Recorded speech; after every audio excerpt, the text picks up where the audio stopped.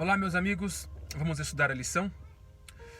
Lição de terça-feira. Vimos ontem na lição de segunda que Jacó, então, ele sai fugitivo da sua casa, vai em direção ali a um local onde, consequentemente, existiam os seus familiares, mas nesse caminho a gente viu que ele descansa, até mesmo com aquele medo, com aquele receio e aquela dor no coração.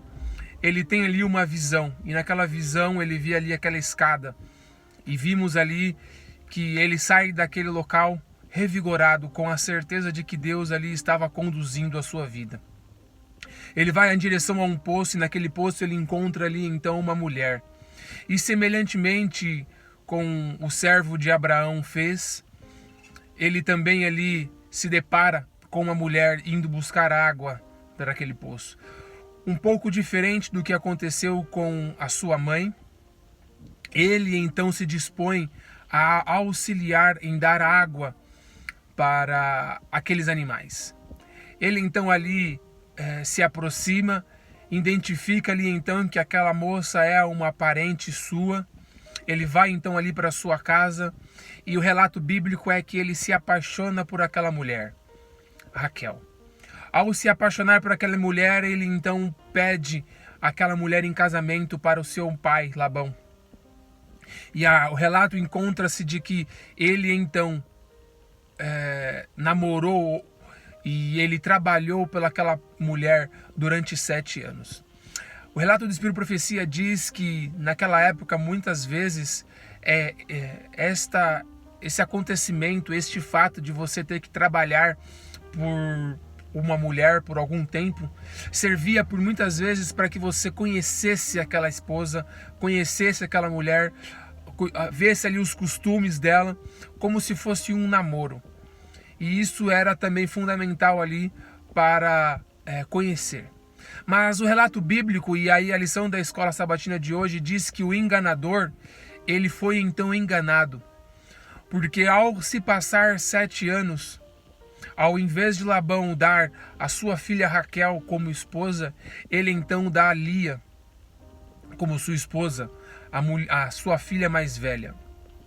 E ele então ali, após ser enganado, o relato bíblico diz que ele chega para ali então o seu sogro e pergunta: por que você fez isso?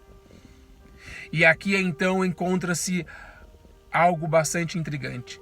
Quando ele estava enganando, para obter ali então um êxito próprio, ele não pensou naquele que estava sendo enganado, o seu irmão. Mas quando ele então foi enganado, ele sentiu na pele ali a dor de você ser enganado por alguém querido, por alguém que você não esperava. Isso para nós é uma grande lição, porque quando a gente vai para o Novo Testamento, nós vemos ali Cristo relatando ali o segundo grande mandamento, que é amar ao próximo como a você mesmo. Ou seja, não fazer para o seu próximo aquilo que você não gostaria que fizesse para você. E quando a gente entende este mandamento na pele, nós passamos a entender que a gente não vai fazer para as pessoas aquilo que a gente não gostaria. Ou seja, eu não vou enganar as pessoas porque eu não gostaria de ser enganado. Eu não vou maltratar as pessoas porque eu também não gostaria de ser maltratado. Mas Jacó aprendeu esta lição da maneira pior, pois ele sentiu na pele o que é ser enganado. E ele teve que trabalhar por mais 7 anos para então conseguir a esposa amada que ele tanto queria. E a gente vai ver mais à frente as consequências destes erros futuramente no livro de Gênesis. Que Deus te abençoe e que Deus te guarde no dia de hoje. Grandioso Deus, amável Pai, que possamos entender a essência do mandamento, do segundo grande mandamento, amar ao próximo como a nós mesmos, e que possamos primeiramente amar ao Senhor de todas as coisas, para que então possamos cumprir os mandamentos de Deus em nossa vida. É isso que eu lhe peço e agradeço em nome de Jesus. Amém.